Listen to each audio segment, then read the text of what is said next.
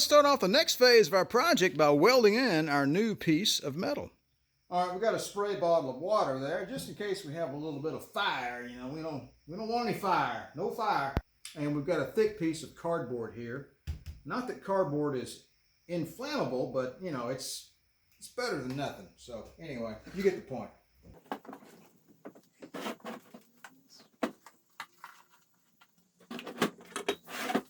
I thought maybe I would need this step stool, but I don't think I'm going to need that.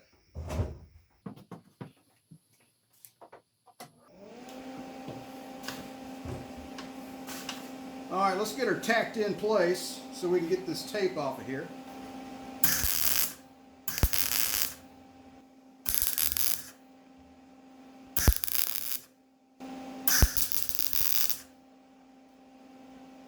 Wrong spot.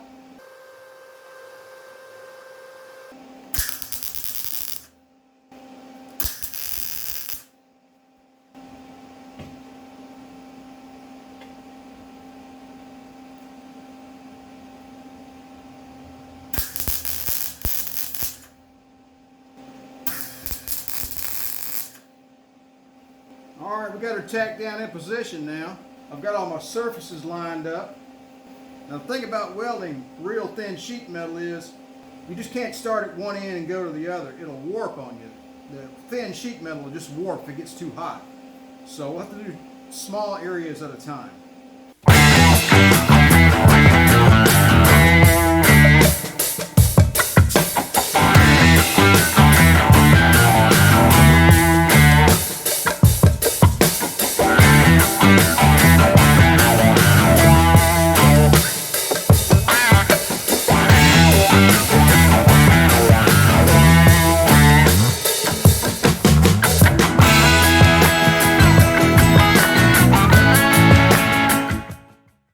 You remember what I told you guys earlier about picking the easy spot to do first and work your way up to the harder spot?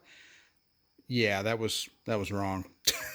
Turns out I picked the harder spot first, simply because, hey, it's pretty straight. It should be, no. So you either have to get in here and lean over the back of the car, or get in the trunk and sit on your knees, or hunch over on that thing, or lean way over here and do some weld. It's just, and then you got to come in here and the angle's all wrong, right? It's just a mess. So it's very challenging. Plus you're trying not to blow through the metal, right? Because it's really, really thin.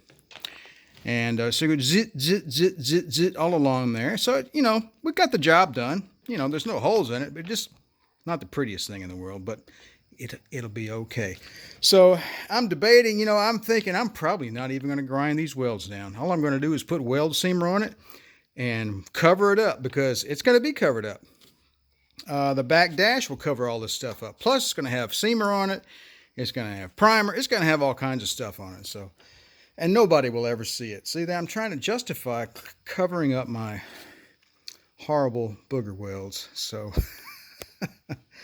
anyway, so I just got through grinding down this one area here. Let me do some grinding over there.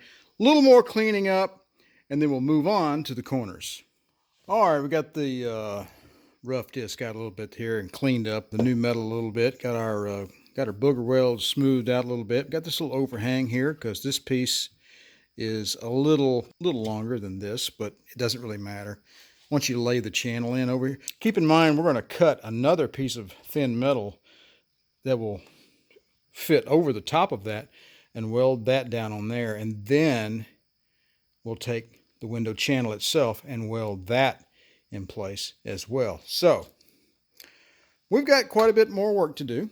The more I look at this area over here, the more I realize I may not have to do anything to that at all, to be honest with you. It's solid as a rock, and I may just have to clean it up, put some metal prep on it from Eastwood. I think I'm going to go with metal prep from Eastwood to prepare all of this metal and get that coating going to protect everything. I think I'm going to have to focus my, clearly I have to focus my attention down here. So this will be the next area where we cut metal out and install new stuff. All right, just finished up at our favorite tool store. I decided to step up my game and go with the Ingersoll Rand. I could have got a cheaper brand, but I think this is what we're going to need. Got to do some precision cutting on our old 300 SD up in the corner of that trunk. So let's get this back to the garage and see if we can get rid of or cut out the rest of that rusted metal. All right, we've got ourselves a new tool here. We need to do a little more precise cutting on the corner of this Mercedes. And we stopped off at my new favorite tool store. It's packaged well. Got ourselves an Ingersoll Ran 10,000 RPM model 429G reciprocating air saw. Instructions. That's always good. You should always read the instructions.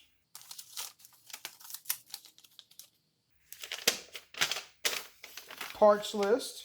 And how many different languages is the instruction book written? English, Spanish, French, Italian, Dutch, and some others I can't or don't know what they are. Must not be too much to the instructions then if there's so many different ones inside this book. Probably just a warning that says, don't hurt yourself and sue us.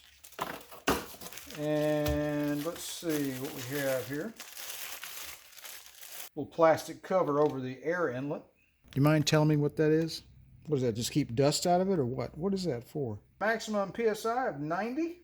Made in Taiwan. Got a guard there for your blade.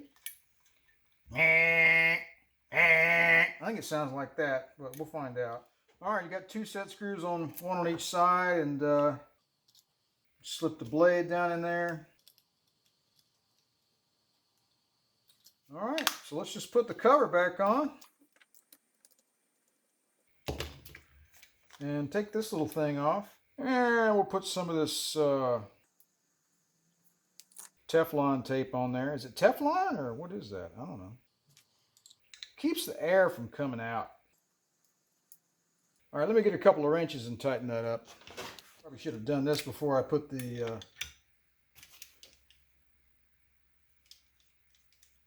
blade in it, but oh well.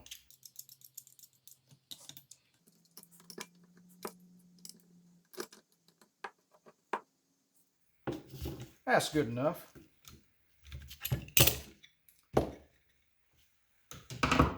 You don't have to put it on there with a death grip. I'll give her a couple of drops of air tool oil here.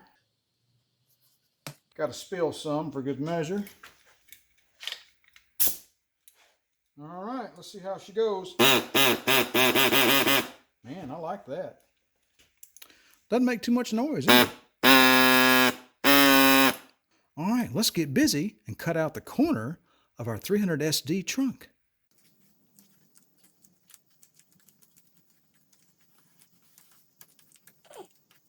All right, let's see if we can't make us a template here.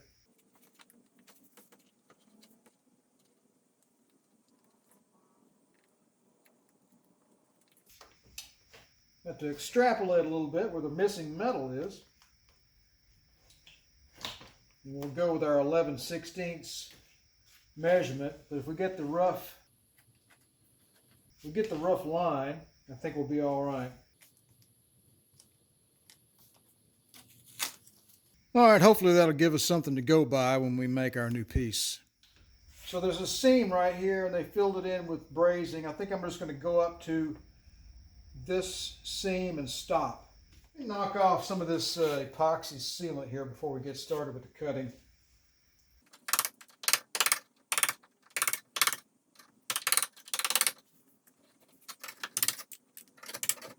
I don't know what that is. Either really thick paint or some kind of filler or something. All right, so I've been just poking around, cleaning up and grinding a little bit. And I got the majority of the big scale rust off of this area here, so that's smoothed down. Good solid metal down there. This area right here has got to go. And this area here is really kind of confusing.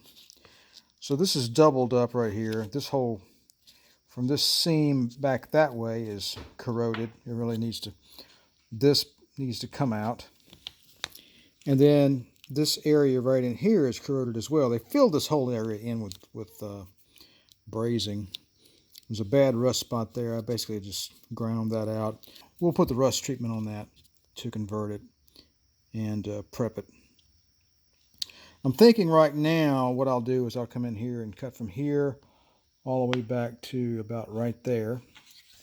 That whole section will come out. And then possibly this odd-shaped area from here back to here, sort of a square right there. That'll probably come out as well. Oh man, I like that. Nice and clean.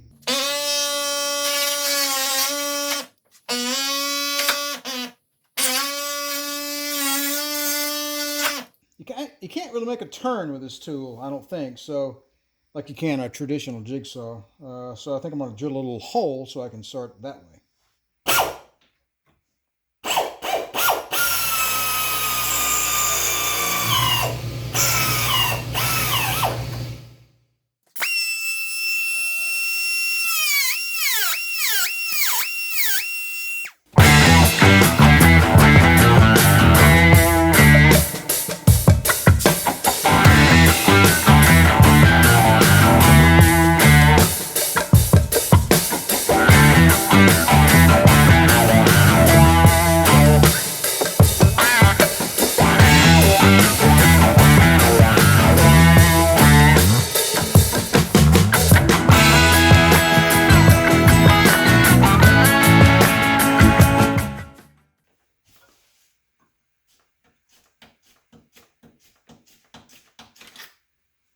Well, there's several different ways to disassemble some steel.